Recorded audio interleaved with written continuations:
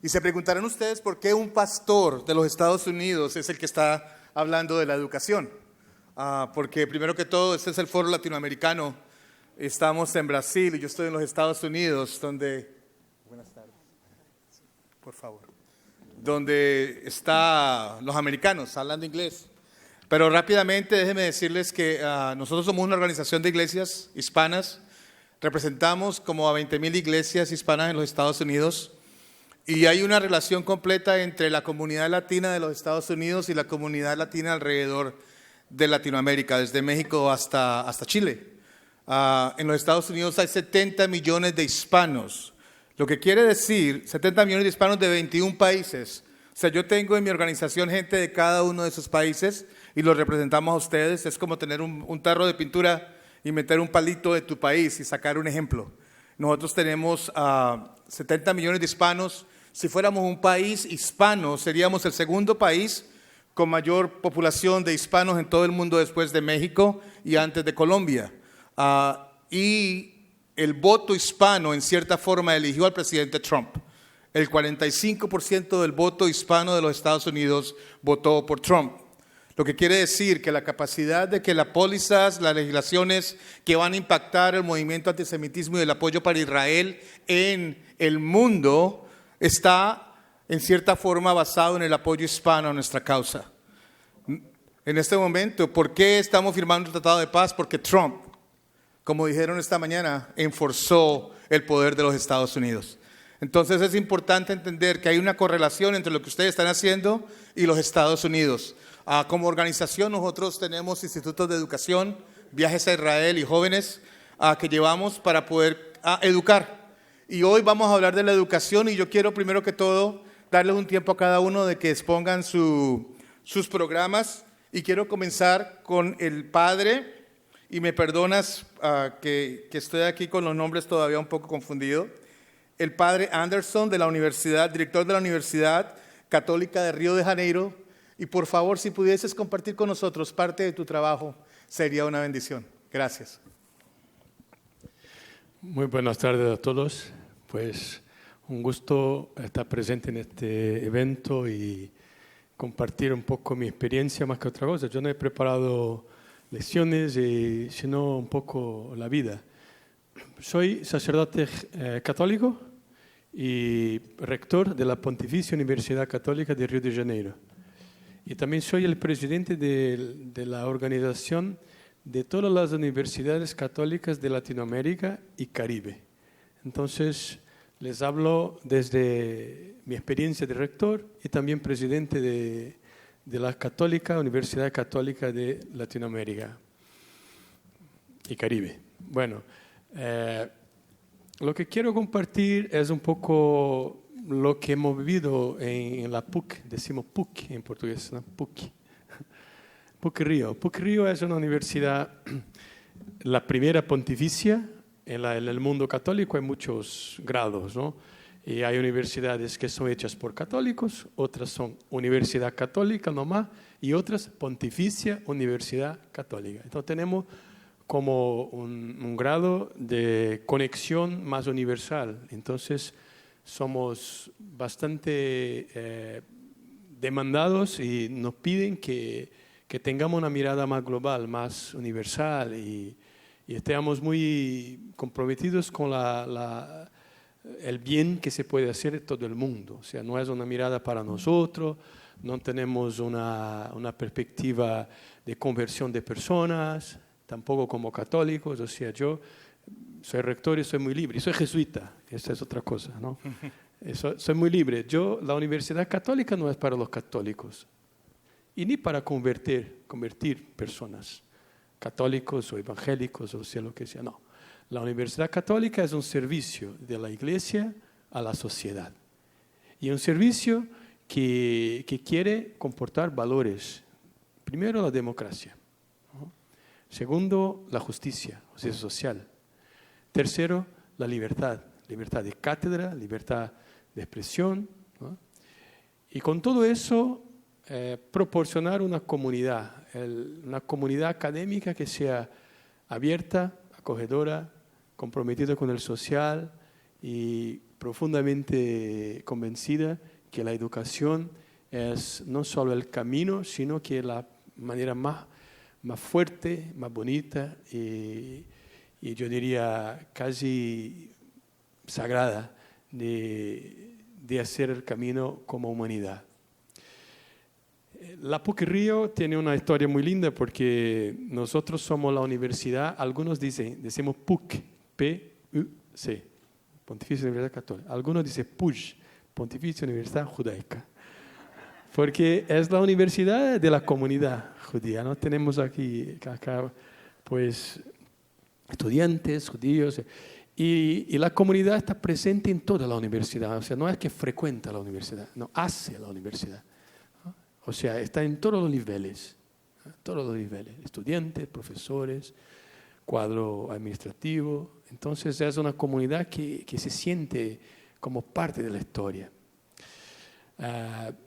De la experiencia que tenemos, hace muchos años ya un antiguo rector, padre Hortal, Jesús Hortal, que fue uno de los más amigos de los judíos en los últimos 30 años. Este hombre ha frecuentado mucho la ARI, la Asociación Judaica, y la sinagoga también, y nos ha hecho comprender que de verdad eso no es algo que hacemos de bien, sino que es algo que tenemos que hacer. Tenemos que estar con la comunidad, acoger y compartir nuestra tradición. Y de hecho yo conocí a este padre Hortal, yo era joven jesuita, y conocí a padre Hortal en una sinagoga. O sea, dos curas se encuentran en la sinagoga, ¿no? Porque era un encuentro muy lindo en Curitiba. Y ahí estábamos en el diálogo. Yo estaba empezando, he participado, estuve en Israel, una experiencia del seminario, de hecho, el seminario judaico latinoamericano, y ahí encontré el padre Hortal. Entonces, hay una tradición, primer punto, una tradición de presencia, una presencia que es muy de calidad, o sea, no es una presencia física solo, sino que la comunidad judaica y todos estos temas hacen parte de lo nuestro, de nuestra vida. Segundo, esta tradición es una tradición que se renueva, o sea, tenemos constante en el calendario, en la agenda de la universidad, tenemos festividades, encuentros, y en los momentos más difíciles no hemos dejado de demostrar nuestro apoyo, nuestro respaldo a la comunidad judaica. Entonces, yo creo que eso es muy importante, sermos amigos siempre, la lealtad y una amistad que quiere ser permanente siempre. Interesante, y ahora yo antes de venir acá estaba siempre bastante rápido, que tengo un horario un poco de médico, ¿no? 20 minutos. Y antes de venir estaba pasando por la universidad, en el centro, en el corazón de la universidad, y ahí hay la sukkah. Todos los años hacemos la sukkah, pero es una sukkah distinta, no es un hecho religioso, simplemente no es un hecho estético, sino que más que eso, está en el corazón de la universidad, no está ahí en un ladito escondido, sino que está en el corazón de la universidad, y fue un proyecto desarrollado por una profesora de arquitectura de la comunidad judaica, Vera Hazan, y esta mujer era nosotros decimos los católicos, la más caridosa que teníamos, el alma más caridosa que teníamos, porque ella ha desarrollado el proyecto de la sukkah todos los años con los estudiantes, les haciendo comprender lo que era la sukkah con una visión muy, muy linda, no identitaria, una visión de la tienda de todas las naciones. Los estudiantes participaban del tipo de cómo se hace la sukkah, todos los años como un concurso, no sé. Y finalmente esta señora, esta profesora Vera de la comunidad, ella ha hecho el Papa Francisco, cuando hace años, más de 10 años, pidió que acogiéramos a los pobres. Y fue esta señora que ha proyectado los baños públicos para la gente que vive en la calle, en la catedral. O sea, ayudado a la comunidad católica a hacer un movimiento de acogida, de demostrar que la fe son las obras y no los discursos. Entonces, esta señora ha hecho todo este trabajo y durante la pandemia, COVID, se fue. Fue algo muy duro para nosotros porque era una persona tan querida y que hacíamos diálogo en la vida. Y bueno, se fue, partió Vera, pero continuamos el proyecto. Entonces, todos los años hacemos la Sukkah y ahora yo estaba saliendo y vi la Sukkah y la Sukkah estaba, como dice así aquí no Brasil, estaba bombando, ¿no? Lleno de jóvenes judíos libres, sin miedo, en el corazón de la universidad. Estaban ahí. Ahora me he dado cuenta que había un sushi. Por eso, claro, donde hay comida los jóvenes vienen, ¿no? Pero me ha dado como un gusto, como una satisfacción ver que estaban ahí. La comunidad judaica estaba libre, jóvenes que no se sentían como con miedo. Y yo creo que este ambiente de seguridad, de sentirse seguro es muy importante. Pero es un ambiente que va promocionado no solo por agentes externos, sino por la cultura de paz, la cultura de amistad, la cultura de respeto y la cultura de compartir una tradición común, ¿no? Judaísmo y cristianismo, que puede garantizar. Yo estoy hablando de cosas así porque acabamos de escuchar cosas muy duras, ¿no? Pesadas, como el antisemitismo va avanzando, y eso yo vi también y veo en la universidad igual. Pero yo creo que lo que puedo decir a ustedes es que para cambiar eso hay que reforzar la cultura, una cultura positiva, una cultura de conocimiento. Sin conocimiento no se puede cambiar eso, ¿no? No es un tema de policía el antisemitismo. Va a ser porque es crimen, etc. Yo convencido. Pero en primer lugar no es esto. Es de educación, de cultura. Y la educación se hace no solo con clases, sino con ambientes en que las personas se sientan libres, respetadas y acogidas. Entonces, yo creo que ese es el punto que yo quisiera compartir. Hay que ser muy, muy claros. Yo soy muy claro. La comunidad judaica de Río me conoce. Desde el punto de vista de la gobernanza y de la autoridad, en el sentido más bíblico también, de quien cuida de la comunidad académica, yo soy bastante firme. No me dejo presionar, escriben cosas, cartas, flyers y todo. Yo no. La comunidad judaica y todas las personas son libres, porque el antisemitismo es un tema para todos. Una vez que dejamos pasar el antisemitismo, después vienen otras cosas, vienen otras comunidades, vienen otras personas que van a ser igual perseguidas, igual perder su libertad. Entonces es un tema que no es solo de los judíos, de la comunidad judaica, sino de todos nosotros. Es un tema fundamental.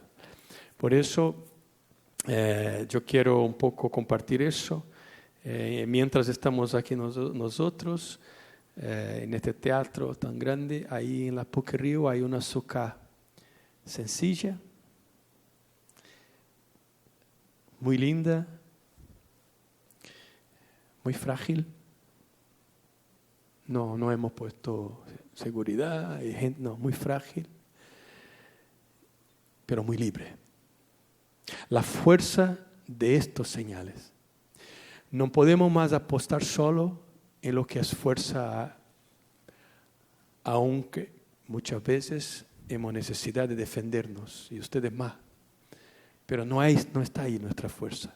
Nuestra fuerza está en lo que es sencillo, en lo que es profundo, en lo que es proceso. La sukkah de la PUC ahí está porque ha habido un proceso, una educación de la comunidad. Y es una sukkah frágil, Cualquiera puede llegar y ¡pum! Pero eso no se pasa, porque se ha comprendido que es un espacio de libertad. Entonces, no sé qué puedo decir más, he dicho mucho.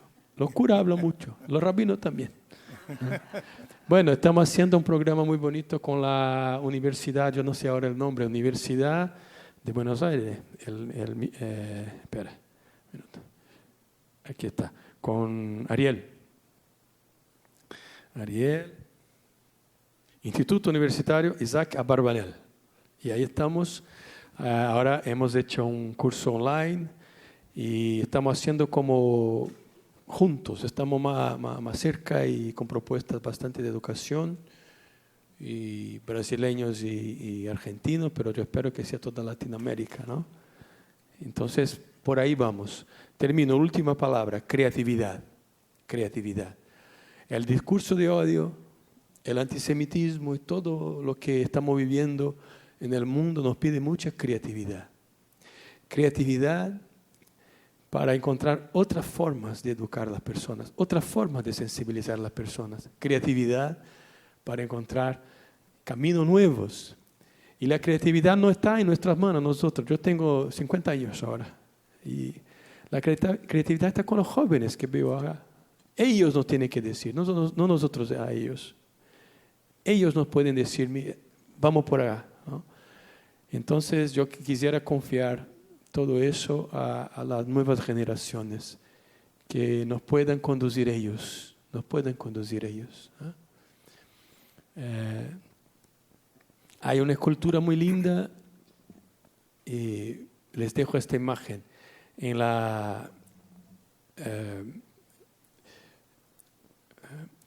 Roma hay una escultura muy linda que es la fuga de Troya.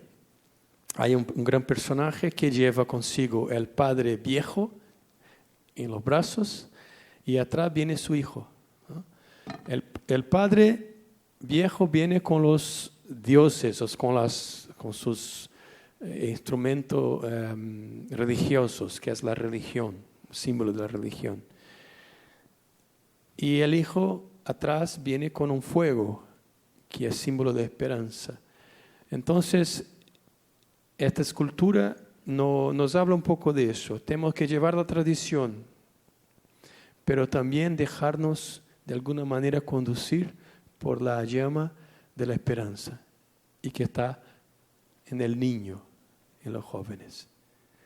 Nosotros viejos hablamos demasiado, queremos enseñar todo, no sabemos. Ellos nos pueden ayudar. Entonces, muchísimas gracias. Yo les voy a pedir un perdón inmenso, que tengo ahora clases y me esperan los estudiantes. Yo soy rector, pero todos los lunes es sagrado. Tengo clases de las 4 a las 7 y no les puedo dejar. Entonces les voy a pedir un perdón, de verdad, me imaginaba que empezara a la 1, entonces por eso le pido perdón. Pero les dejo 3 palabras. Primero, proceso. Hay que armar procesos de educación. Segundo, lo frágil es el camino, porque en lo frágil está la fuerza de una comunidad de comunidades. Ahí están nuestros valores. Es lo que nadie puede matar. Nadie. Ni una bomba atómica, ni armas, nada. Nuestros valores comunes.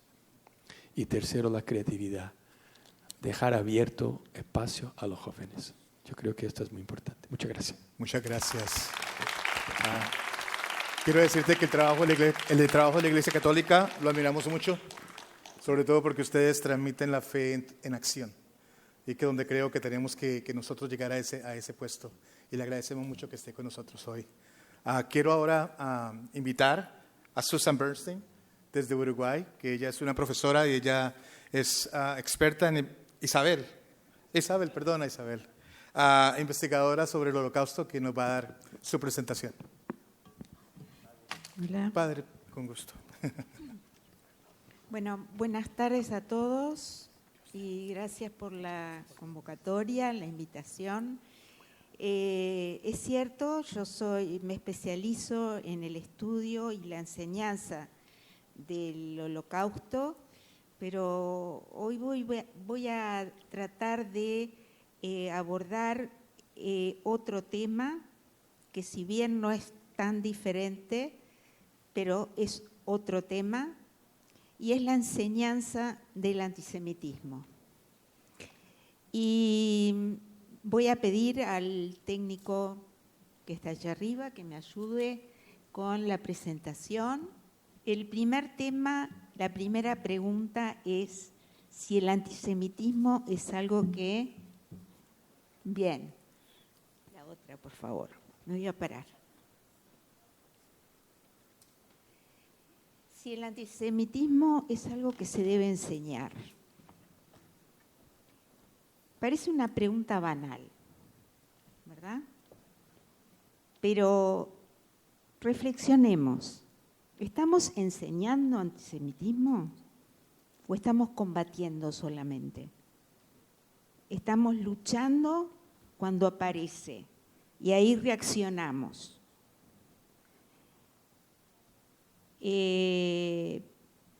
No es una pregunta sencilla de contestar tampoco.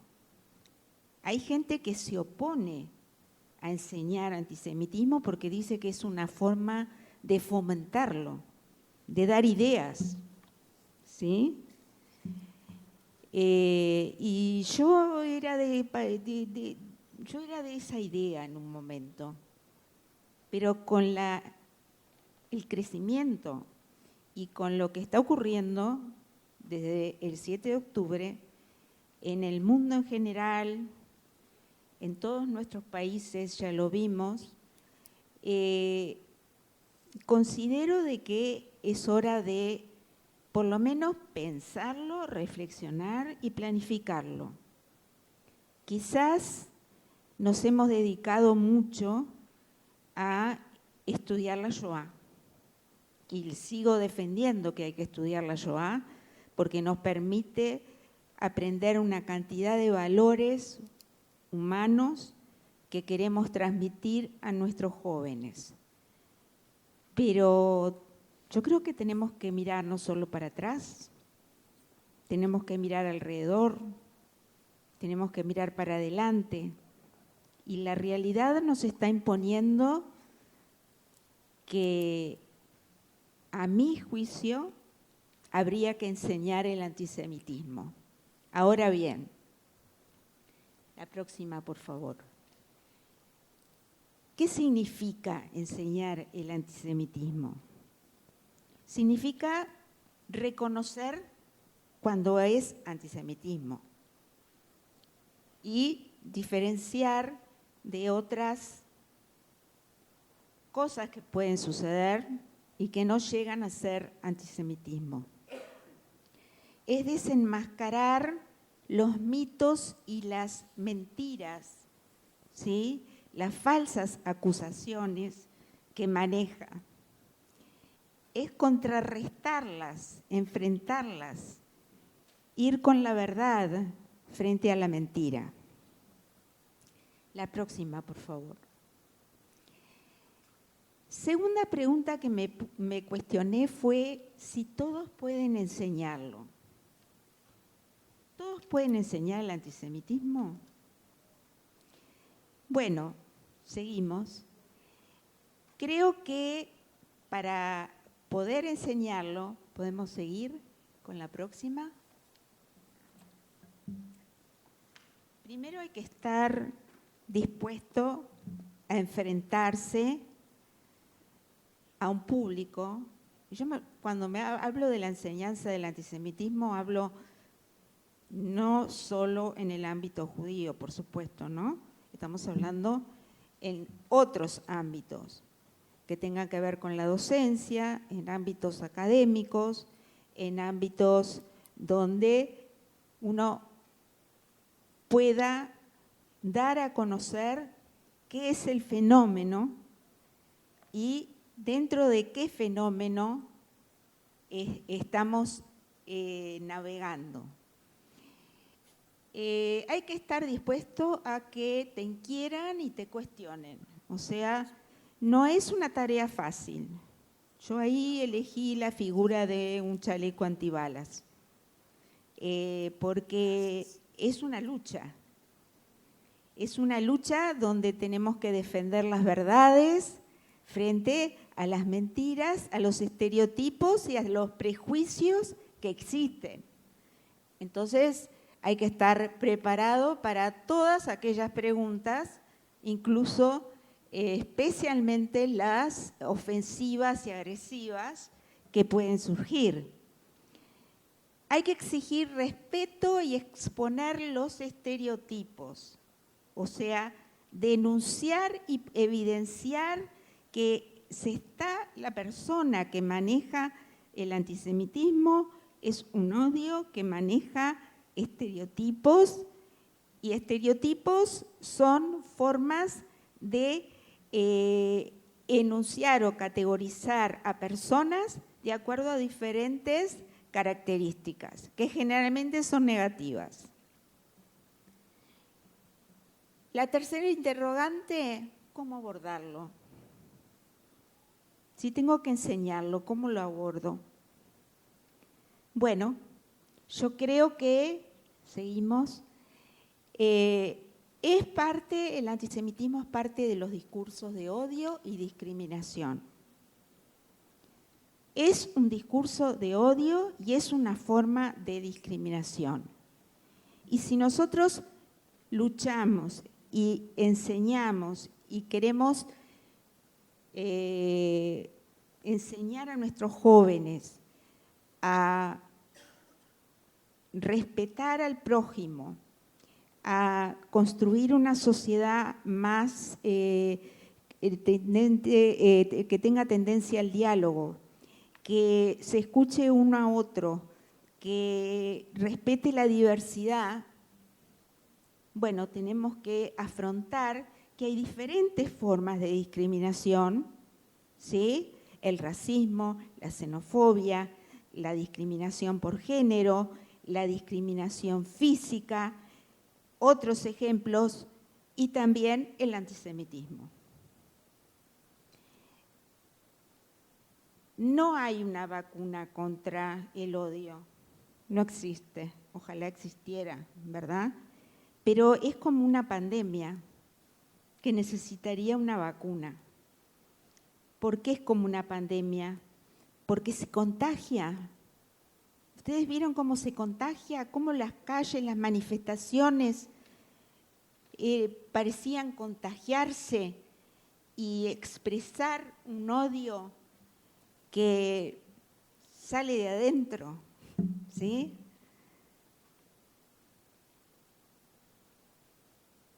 Y tenemos el tema de que, además, es un proceso que empieza con el estereotipo, los prejuicios, viene luego la deshumanización, los discursos de odio, la discriminación, la violencia y la violencia física contra personas. O sea, esto va increyendo. Y si nosotros nos tenemos que ubicar hoy en dónde se encuentra el antisemitismo, estamos en el grado 6. La violencia física contra personas ya se ha dado. Vimos agresiones, vimos violaciones y vimos asesinatos por antisemitismo. Así que fíjense cómo hemos escalado y a dónde hemos llegado. Acá tenemos algunos ejemplos. Esto fue Pilar Rahola, todos la conocen. Cuando iba a dar un discurso, esto fue el año pasado. La foto del medio es un monumento que se hizo en conmemoración de la inmigración judía al Uruguay. Se llama El Abrazo de los Pueblos, ¿sí? Un monumento que fue vandalizado, y estos en Argentina, hace patria, mata un judío o sionista, como quieran interpretarlo, ¿sí? o sea, vandalizaciones que han habido y deben haber habido en todos nuestros países de la región. Ahora, son todas formas de discriminación, como yo decía. Y todas estas formas tienen ciertas características que les son comunes, pero también cada una tiene sus características propias. ¿Y cuáles son las características propias del antisemitismo? Primero, que se sustenta en mitos. Se justifica el odio acusando a los judíos de comer niños o utilizar su sangre, dominar el mundo, matar a Dios, inventar el holocausto, promover guerras, promover pandemias. Que iba a comentar, no es la primera vez que nos acusan de una pandemia, ¿no? ¿Se acuerdan? En la Edad Media. Y se le teme y odia por afirmar de ser el culpable de todos los males, ¿sí? Nosotros, como vemos, hay cosas que son históricas, que se han repetido y que nada tienen que ver con la guerra en Gaza. Ninguna de estas acusaciones tiene que ver con la guerra en Gaza. Seguimos. Gustavo Peretnik, que escribió hace unos cuantos años ya el libro La judeofobia, que es otra forma de llamar al antisemitismo. Hay quienes consideran que es mejor el término judeofobia que antisemitismo, porque el antisemitismo incluye a todos los descendientes de Sem, ¿sí? Y en cambio la judeofobia especifica claramente contra quién es el odio, y la palabra fobia es una combinación de odio y temor, ¿sí? Entonces es más específico y describe mejor el odio. Bueno, él escribe, no sé si se permitirá apretar donde dice sonido. No. La imagen de sonido. No, no permite. Ok, entonces lo leo yo. Dice Peretnik, los judíos fueron acusados por los nacionalistas de ser los generadores del comunismo, por los comunistas de dominar el capitalismo. Si viven en la diáspora, son acusados de dobles lealtades. Si viven en el país judío, de ser racistas. Cuando gastan su dinero, son ostentosos. Y cuando no lo gastan, son avaros. Si se asimilan, se les acusa de quinta columnista. Y si no lo hace, de recluirse. Es decir, siempre va a haber una razón para acusar al judío. ¿Sí? Seguimos. Con la próxima. Se basa en estereotipos, decíamos nosotros. ¿Pasa la próxima? Se maneja con estereotipos. ¿Y qué son los estereotipos? Se atribuyen rasgos inmutables.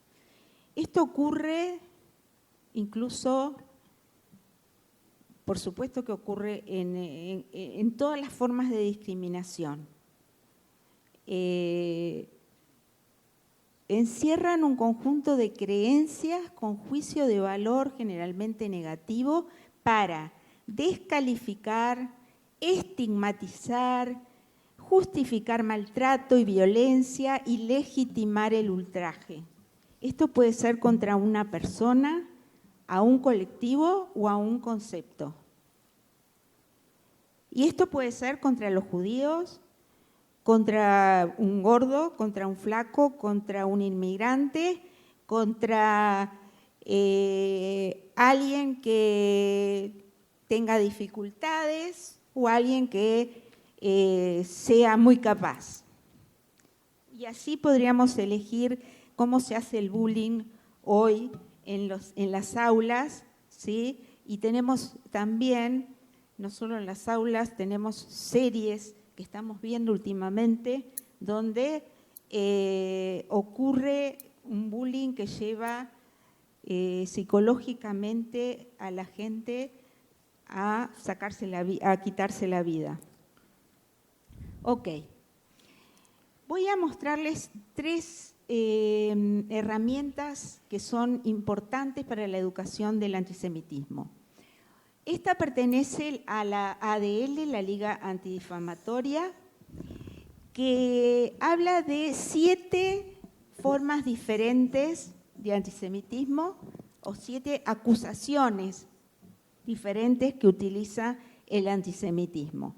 Y tiene colgado en su página videitos muy cortos, que no llegan a 2 minutos, cada uno como disparador, que son muy buenos para poder analizar en un contexto de un taller o en el contexto de una clase. Y yo elegí para compartir con ustedes el que tiene que ver con el poder.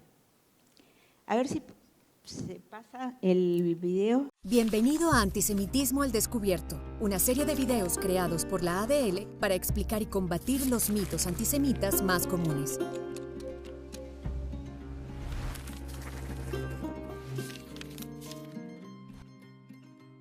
Aun cuando los judíos representan solo el 0,2% de la población mundial, un mito antisemita común es que dominan y controlan los bancos, los medios de comunicación, los gobiernos y otras instituciones en el mundo para promover sus intereses. La noción de que los judíos controlan el mundo ha sido utilizada durante siglos como arma en contra de ellos. A principios del siglo XX, la policía zarista rusa hizo circular un relato ficticio sobre una supuesta reunión secreta de líderes judíos llamados los Protocolos de los Sabios de Sion, en la que supuestamente se discutían planes para la dominación del mundo. Incluso hoy en día algunas figuras públicas difunden teorías conspirativas sobre una secreta camarilla judía que trabaja entre bastidores para influir en los acontecimientos mundiales. The satanic Jews, they control everything and mostly everybody. I mean, it's not the Jews are bad, it's just they are the head of the Jewish mafia in the United States. They run Uber, they run the healthcare, they're going to scam you, they're going to hurt you. Este es un mito antisemita que sorprendentemente ha perdurado. ¿Por qué es sorprendente? La gran ironía del mito sobre el poder judío es que, en realidad, los judíos, como cualquier otra población étnica, no trabajan de común acuerdo para promover una agenda única. Los judíos son un grupo diverso, proveniente de muchos países y orígenes diferentes, e irónicamente, en relación al mito, han tenido poco poder, lo que se traduce en una falta de control incluso sobre su propio destino. A lo largo de la historia, los judíos han sido chivos expiatorios y han sufrido marginación, discriminación y persecuciones. Las inquisiciones de la Edad Media, los pogromos del siglo XIX, el Farhud y el Holocausto del siglo XX ilustran la impotencia experimentada por los judíos a lo largo de la historia. Los judíos no actúan de forma concertada para promover una agenda particular y unificada. No se trata de un grupo homogéneo, sus intereses son tan diversos y variados como sus identidades. De esta forma, cada uno de estos videitos presenta el prejuicio o el mito, pero no solo eso, no solo lo presenta, sino que también lo confronta, muestra sus orígenes, muestra que no es algo nuevo, ¿sí? Que ya viene de antes, y cómo demostrar de que tampoco es cierto, ¿sí? Ojalá hubiéramos dominado el mundo en la década de los 30. El otro material es la muestra No discriminarás, encargada por CAMI, realizada en Argentina. Acá tenemos uno de los realizadores junto a... el curador de la muestra. El realizador es un humorista argentino, dibujante humorista argentino, que tiene el seudónimo de Patti. ¿Sí? Excelente. Realmente yo recomiendo mucho esta herramienta porque aborda el tema del antisemitismo, lo aborda a través del arte, a través del humor y lo aborda muy claramente mostrando las contradicciones que existen en los argumentos que maneja. Como no tengo mucho tiempo, vamos a saltear estas viñetas, seguimos, y seguimos, vamos a saltear todas estas viñetas, porque ya me avisaron que tengo que terminar. Este es otro material que también recomiendo muchísimo, que se llama Cómo combatir el antisemitismo online, ¿sí? Creado por el Observatorio Web del Congreso Judío Latinoamericano, con otras colaboraciones, ahí tenemos los logos. Tampoco tengo tiempo de explicarlo, pero les recomiendo que pueden entrar y ver, nos da pautas y tips de cómo afrontar los discursos de odio en las redes. Seguimos.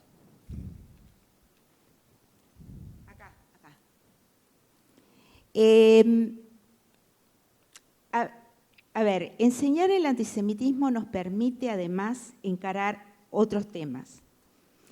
Primero, abordar un tema que es relevante para todos, que es el peligro que significa para la sociedad, para la democracia, para la convivencia, este tipo de manifestaciones. Y alertar sobre algunos peligros en los cuales estamos muy inmersos a veces y no los observamos. Seguimos.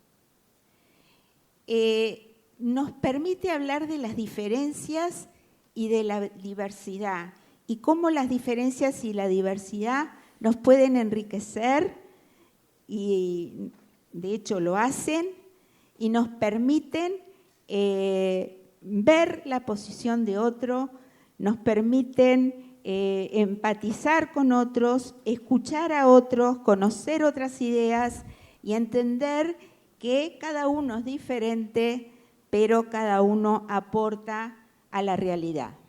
Seguimos. Seguimos, por favor. Y por último, quiero decir que también enseñar antisemitismo nos permite dirigirnos y hablar de lo que es el compromiso para mantener una democracia activa, el compromiso que tiene todos y cada uno de nosotros si queremos vivir en libertad y en democracia, y la acción que implica para cada uno ser parte de esa construcción, porque la democracia no existe por sí sola, ¿sí? Existe porque la cuidamos, la vivimos, la respetamos. Entonces, por último, estas eran frases que yo elegí para terminar, una de Martin Luther King: incluso si supiera que mañana el mundo se haría añicos, aún plantaría mi manzano. Por supuesto que esta es una frase de esperanza en la que uno pone fe en que mañana va a ser mejor. Y la de Golda Meir, famosa frase: el pesimismo es un lujo que los judíos no pueden permitirse. Así que con esto termino. Muchas gracias, Isabel. Muchas gracias por tu presentación. Me gustaría ahora invitar a Elio Sapsuk. Él es el productor cultural y director de arte de AMIA. Viene desde Argentina y creo que complementan el trabajo, ya que tú eres el curador de mucho del material que presentó Isabel. Elio, somos todos tuyos. Buenas tardes a todos. a todas. La verdad que es un privilegio absoluto estar acá. Voy a ser reiterativo, pero gracias a los organizadores, ustedes dos están haciendo una obra inmensa, inmensa, y es un honor, un privilegio ser parte de esto. Soy gestor y productor cultural, muy enfocado en las artes visuales, muy enfocado en los trabajos de arte y memoria, y hace muchísimos años, hace más de 30 años, trabajamos en un programa en AMIA, en la cual también, esta palabra es fundamental, también la AMIA decidió trabajar su misión a partir del arte. El arte no necesariamente tiene que transmitir una idea. Uno puede ir al museo y sin ningún tipo de pudor puede observar sin intentar entender. El arte en un museo de los grandes maestros del arte contemporáneo no hace falta entender, pero cuando el arte transmite una idea es una herramienta muy poderosa de comunicación y de educación. El arte nos puede ayudar a combatir el trabajo corrosivo del olvido, que en el caso, por ejemplo, del atentado a la AMIA era un tema muy importante para nosotros, porque sabemos que el olvido es automático, sabemos que el olvido no pide permiso y que la memoria es un trabajo cotidiano. La memoria necesita ayuda, por eso es tan importante el trabajo de todos ustedes como legisladores para que cada una de las ciudades haya recordatorios, señaléticas en el espacio público, en distintos espacios en los cuales podamos decir, esto sucedió. Y estoy hablando del atentado de la AMIA, estoy hablando del 7 de octubre, estoy hablando de otros acontecimientos. Porque la memoria no es solamente la memoria judía, la memoria es casi como una ideología. Por un lado están los que creen hoy que la memoria es una especie de ladrillo de cemento que en vez de dejarte ir para adelante te tira al fondo del mar. Hay que soltar, dicen. Hay que soltar. Ya está. El pasado es olvido, el pasado ya pasó. Ahora es el momento nuestro. Nosotros de alguna manera estamos totalmente en contra. Nosotros creemos que no hay futuro sin construcción de memoria desde el presente. Y es un privilegio poder recordar. En la cultura judeocristiana vivirán tanto como nosotros porque los recordamos. La única forma que algo vuelva a morir es olvidarlo. En ese sentido, el trabajo que hacemos o que intentamos hacer desde la AMIA y de muchas otras instituciones es apuntar en dos líneas al mismo tiempo. Por un lado, aquellas personas que tienen memoria vivencial de lo ocurrido. En el caso de la AMIA, hace más de 31 años. En el caso de la Embajada, hace 33. Y de cada una de las situaciones que ustedes pueden imaginar de sus propios territorios. ¿Qué hacemos con ellos? Tenemos que generar desde el arte, con material audiovisual, con muestras, con intervenciones en la vía pública, con murales, excusas para que recuerden, volver, traer al presente aquello que sucedió y hacerlo presente. Seguramente muchos de ustedes, por lo menos de los que tienen memoria vivencial de lo ocurrido en AMIA, recordarán qué estaban haciendo. Y como hoy alguien decía, a partir de hoy también vamos a recordar que hoy lo que estábamos haciendo cuando liberaron a los últimos rehenes. Entonces, con ellos es un trabajo relativamente fácil, que es generar estas excusas. ¿Qué es generar una excusa? Es generar desde el arte una conversación, que se empieza a volver a hablar de eso. El tema es cómo trabajamos desde el arte, desde la comunicación, desde la educación, con las generaciones, con la generación que no tiene memoria vivencial. ¿Cómo hacer que alguien haga memoria sin recuerdos propios? Y ese es el gran desafío. ¿Cómo hacemos que alguien recuerde que haga memoria sin recuerdos propios? Sin tener algo propio para traer al presente. Por eso es tan importante la creación de testimonios. Lo que nosotros hacemos, y lo que hacen muchísimas instituciones, y lo que hacen ustedes, y lo que hace CAM, es generar testimonio. Esta muestra es un testimonio, es un disparador. Generar testimonios puede ser un testimonio más tradicional, un familiar de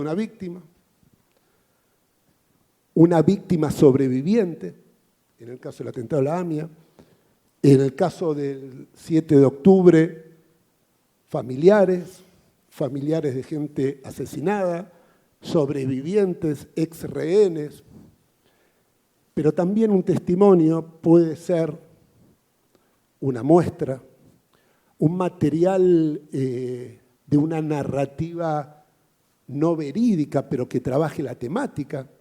Puede ser una película, puede ser cualquier cosa que genere conversación.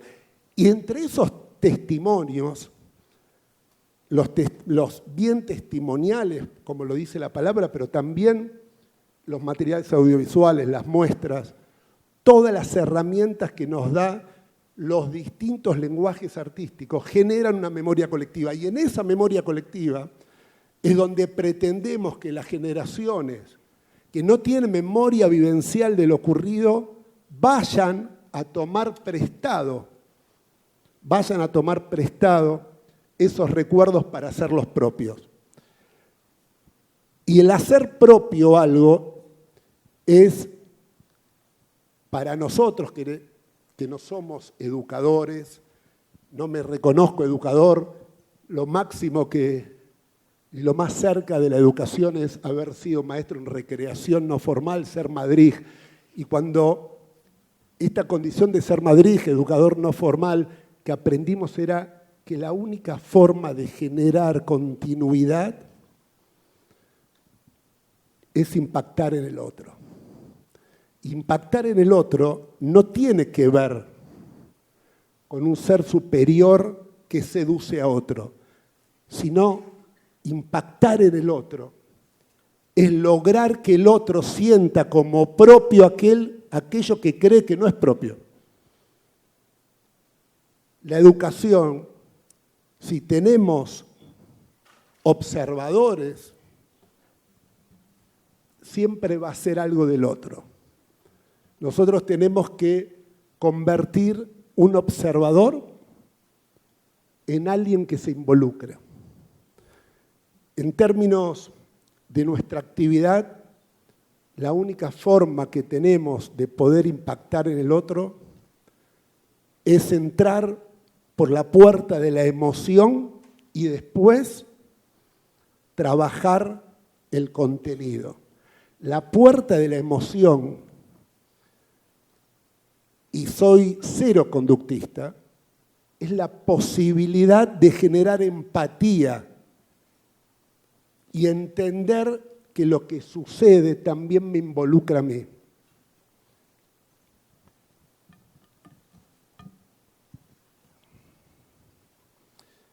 Nosotros empezamos con acciones por la memoria muy pocos meses después del 18 de julio de 1994. Y quiero compartir con ustedes un proceso que nos parece muy enriquecedor y que de alguna forma también es esperanzador, que es cuando nosotros empezamos a trabajar, teníamos un objetivo.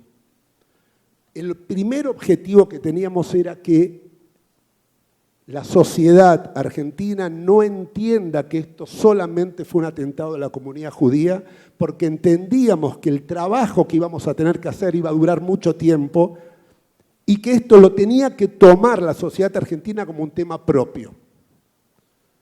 Por lo tanto, decidimos a dónde apuntar nuestro esfuerzo.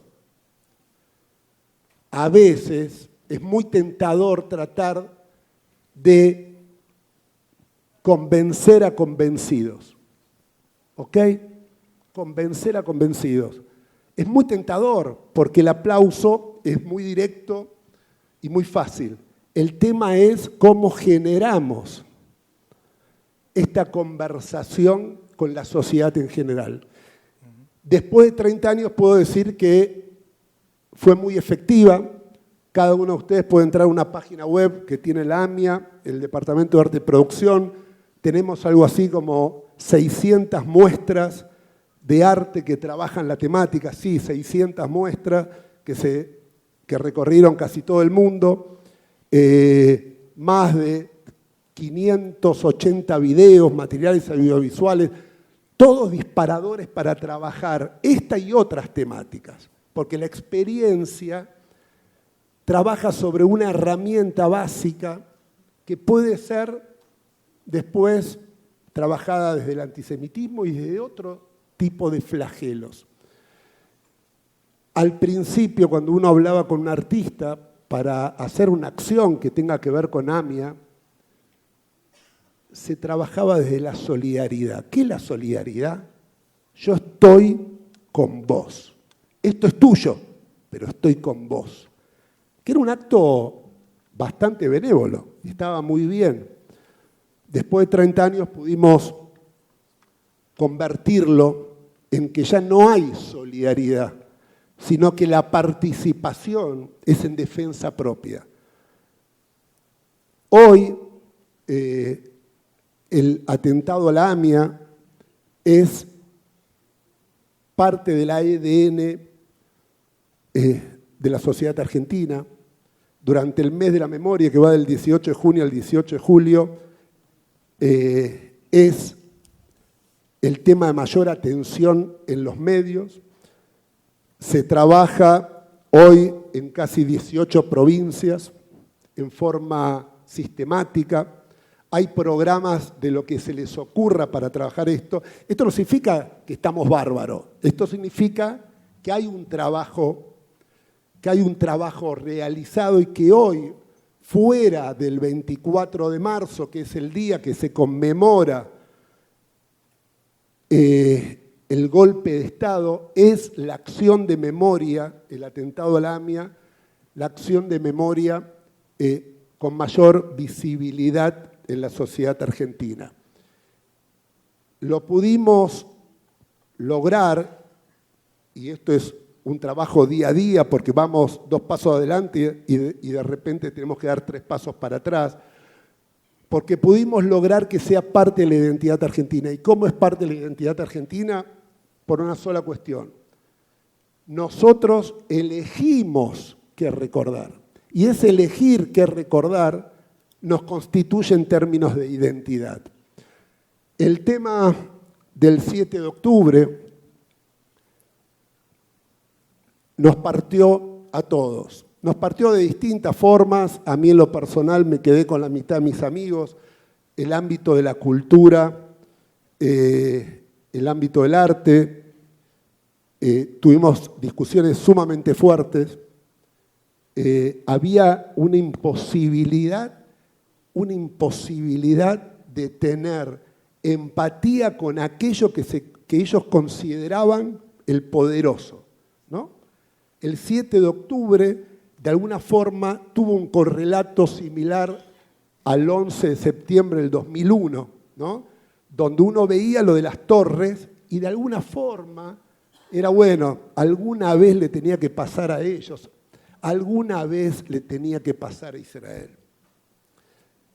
Esto fue muy duro, y tengo ahí, sí, muy bien. Yo soy de los más cortitos, igual. Eso fue sumamente duro, pero de alguna forma nos enseñó que teníamos que elegir el debate que queríamos dar. El debate que queremos dar está sustentado en el lugar donde hoy estamos. Y hoy estamos, yo comparto lo peligroso del antisemitismo y cada uno de los casos que se dio acá, pero también nuestras sociedades generaron, en el caso de Uruguay, en el caso de Argentina, otros países no conozco muy bien, el caso de Brasil, generaron antídotos que nos permiten hoy todavía tener la posibilidad de no trabajar con los convencidos, de no trabajar con aquellos que sabemos que es imposible, pero hay otro público, quizás el otro 33%, que nos parece que es necesario seguir el diálogo. Y el diálogo no desde la confrontación, sino de la posibilidad de entender que nuestra obligación hoy es confrontar en determinados ámbitos, pero también el diálogo. Aquí me callo. Muchas gracias. ¿Sabes?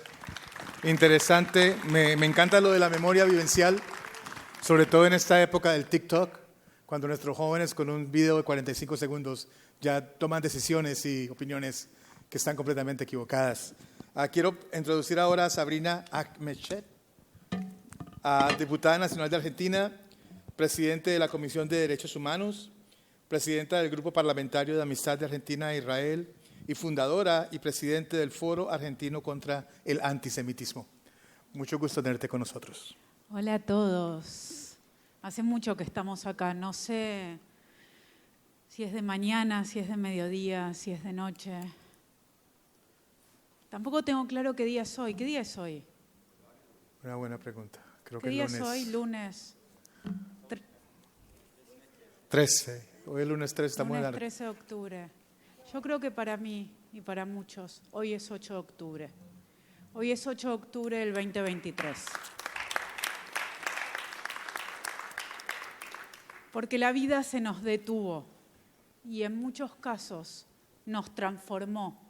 El 7 de octubre del 2023, ese sábado en el que en América del Sur nos despertamos con las imágenes de personas que estaban bailando y fueron mutiladas, asesinadas, violadas, secuestradas y luego también de quienes estaban en sus casas en los kibbutz. Yo siempre fui judía, nací judía en una familia judía, pero elegí hacerme cargo públicamente de ese judaísmo a partir del 7 de octubre. Mi abuelo había estado en Auschwitz, mi abuelo en campo de trabajo. Sabía que a los judíos nos mataban por ser judíos, pero lo sabía en tiempo pasado. No pensé que fuera posible que nos siguieran matando a los judíos por ser judíos. Y lo que tampoco pensé que fuera posible era que el mundo viera en tiempo real la matanza, una masacre de personas por ser judías y que decidiera no solo mirar para otro lado, no solo darle la espalda, sino convertir a la víctima en victimario. Y gracias a todas las organizaciones que trabajan sobre temas de antisemitismo, hoy sabemos que el antisemitismo no empezó a crecer a partir de que Israel decidió atacar a Gaza para recuperar a los secuestrados. El antisemitismo empezó a aumentar el mismo 7 de octubre, mientras se veía cómo se asesinaban a judíos. Ese día destapó la olla de antisemitismo, le permitió a todos los que tenían adentro su antisemitismo expresarlo, que se convirtiera en una moda, que se convirtiera en algo cool, que se convirtiera en algo socialmente aceptado, el ser antisemita. Le cambiamos un poco las letras, Muchos decían, yo no soy antisemita, soy antisionista. Ok, eso significa que no crees que Israel tiene que existir. Ok, ¿te pasa eso con algún otro país del mundo o solamente con el único Estado, con la única nación judía? ¿En serio los antisionistas no ven vínculo entre su antisionismo y su antisemitismo? Pero bueno, llegamos acá. Hoy es 8 de octubre, hoy podemos recuperar nuestras vidas. Nos robaron 2 años y 1 semana, pero acá estamos. Y tenemos que ver qué hacemos con este antisemitismo que nos rodea, que se palpa, que se siente, que se oye, que se vive. Y hay 2 cosas para hacer desde mi punto de vista con el antisemitismo, en el combate al antisemitismo.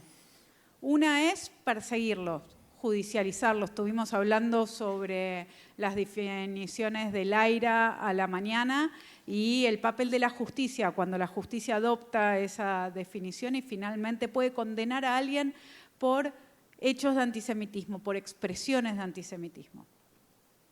La otra posibilidad, para mí fuerte, que van de la mano, es la educación.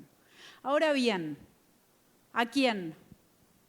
A los chicos en las escuelas, a los periodistas que hacen las tapas de los diarios, a los diputados que tienen un micrófono en cualquier país del mundo. ¿A quién tenemos que educar? Porque muchas veces cuando se habla de educación se piensa principalmente en qué hay que hacer en las escuelas, lógicamente.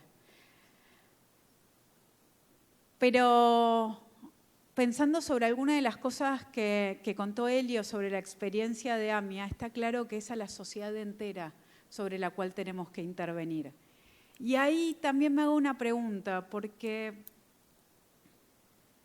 muchas personas hemos dicho que son antisemitas. Al mismo tiempo confiamos en la educación. Y si confiamos en la educación, lo que creemos es que muchos son antisemitas por ignorantes y que si nosotros les explicamos cómo somos los judíos, cuáles son las consecuencias del antisemitismo, van a dejar de ser antisemitas. Y yo creo eso.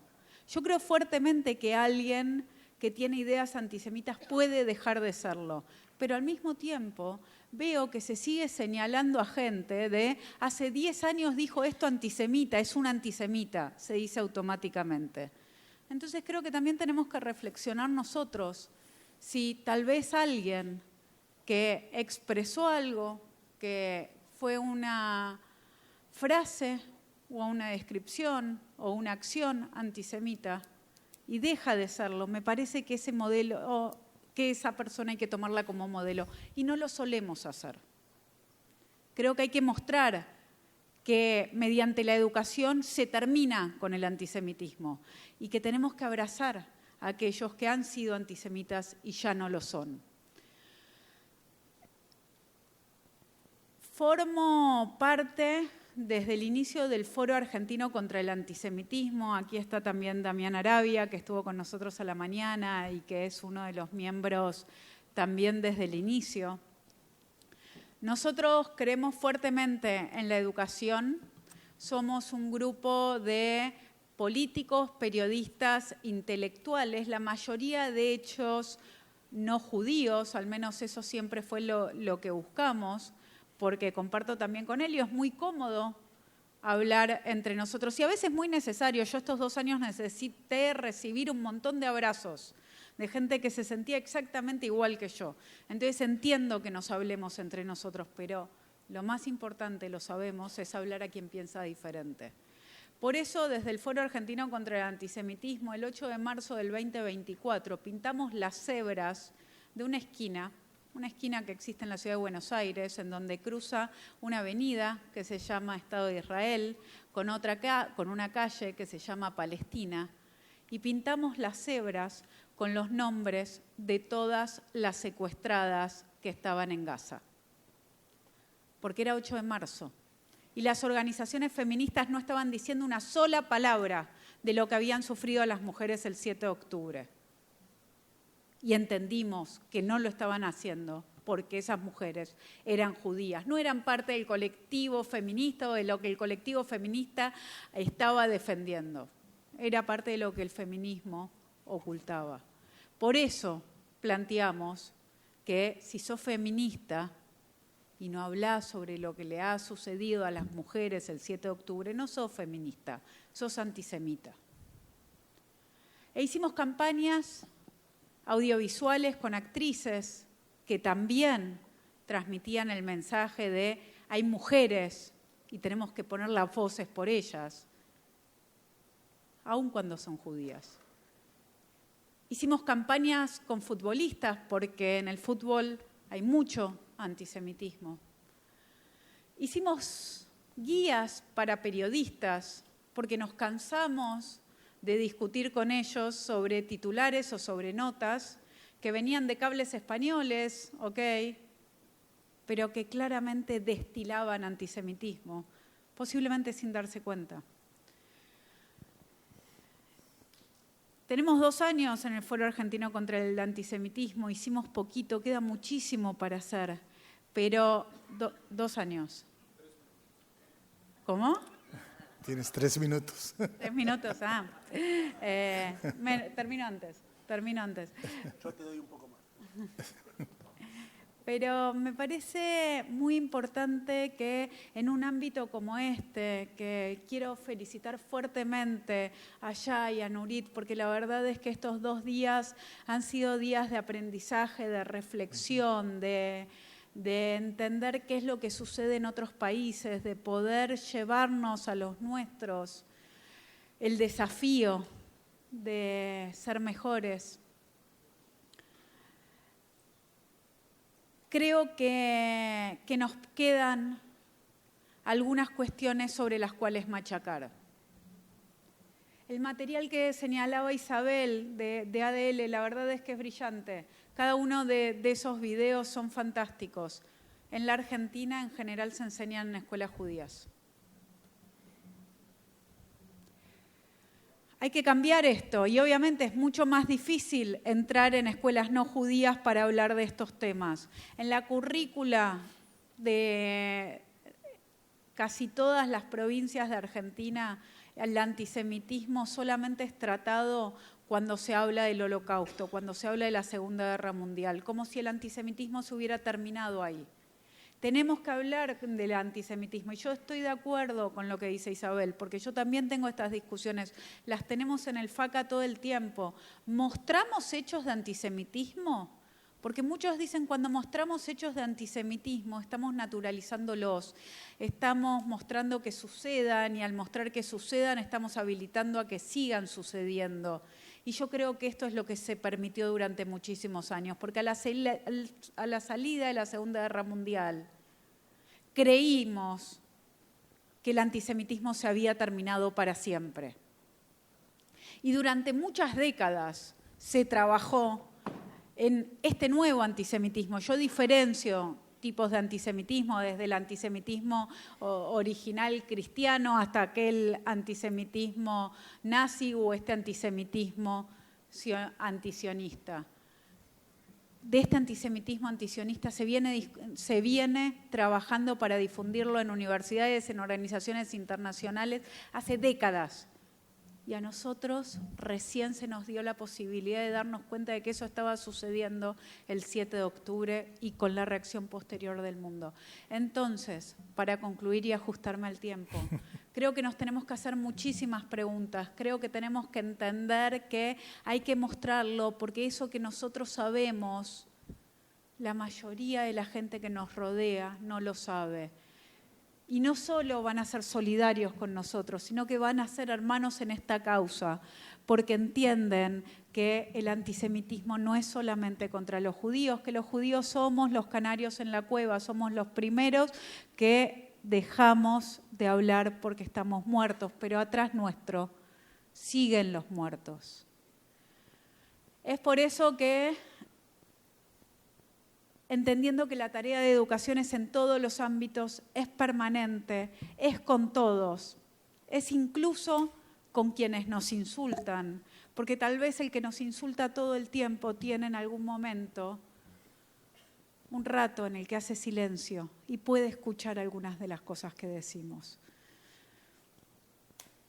Está bien lo que estamos haciendo, a veces suena muy a poco, sé que a veces es frustrante, sé que cuando luchamos contra el antisemitismo y lo único que vemos es que el antisemitismo está creciendo en el mundo, nos vamos a dormir preguntándonos qué es lo que estamos haciendo mal, qué es lo que podemos hacer mejor, cómo podemos hacer mucho más de lo que estamos haciendo. Yo creo que ahí la clave es la educación, hoy y siempre. Gracias. Isabel, muchas gracias. Ya para cerrar, primero que todo quiero dar las gracias a Nurit y a Chai por la oportunidad. Es un compromiso grandísimo. Chai voló hasta Washington, D.C. hace 2 semanas, 20 horas a estar en nuestra conferencia nacional. Y muchas gracias por eso, de verdad. Nos dejas con muchas preguntas. Yo creo que la experiencia que tuvimos en los Estados Unidos, hay una frase que encontré, dice, el odio no se combate con discursos, sino con acción. Y la acción requiere legislación, educación y movilización. Lo que nos dimos cuenta en los Estados Unidos fue que cuando pasó el 7 de octubre, habíamos educado, pero no habíamos educado a los jóvenes. Y no habíamos visto cómo movilizar la gente.